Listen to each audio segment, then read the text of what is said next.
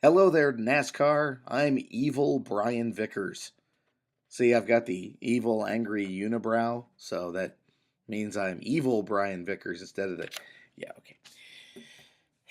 Actually, okay, I'm the guy behind the evil Brian Vickers parody Twitter account, and I'm unmasking myself, so to speak, because I wanted to take some time to thank you all for being there today to be a part of the Drive4Autism event.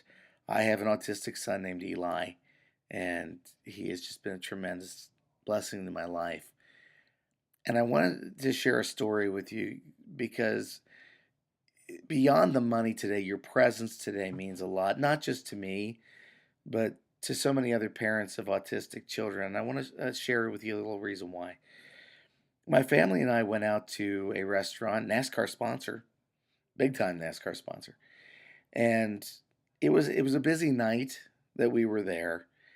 They Service wasn't great that night. I chalk it up to just being a busy night. But Eli, when he gets hungry, he can make noises, he can squeal, he can act up a little bit.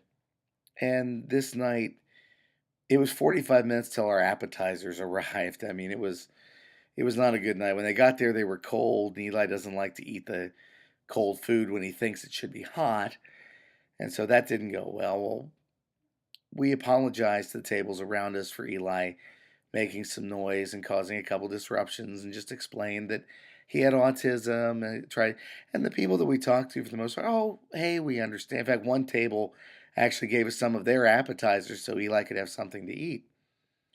Well, as we were sitting there, the waiter for the booth behind us came over and asked the family, well, hey, is everything going okay?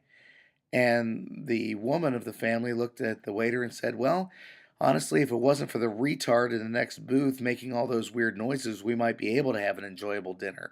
But instead, he ruined it.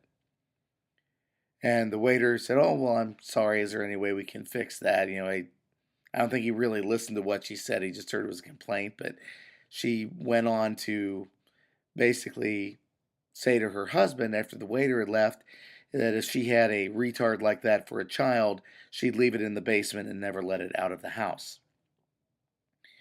Now that's one of the worst public experiences we've had, but we've had a lot of those over Eli's 12 years. People that will look at us with disdainful looks when he's making noises or acting up in public. People who give us unsolicited parenting advice because they think that we're just bad parents who don't know how to control our child. And it's a lot more than that. I mean, they have no idea.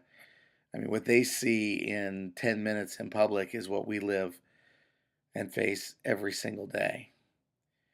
And there are tremendous joys with children with autism, and he's made me look at the world in a whole different way. And the way that I've seen his love for NASCAR just developing to the point that he has his own drivers that he follows that aren't even his dad's drivers now. But we bond over races, and the first thing he asked me when I come to pick him up for visits on the weekend is, listen to NASCAR on the radio? So you guys from Motor Racing Network, and I want you to know you've got a fan who's very critical of what you guys do because he listens to every word that comes out of your mouths. But I want to share that with you because you being there today, to me, as a fan of NASCAR and having gone through all the things that I've gone through, the fact that you're taking time out of your very, very busy lives to help raise funds for autism and awareness for autism means a lot to me to know you guys care. You could be helping any charity, any cause, but you're there helping children like my son Eli.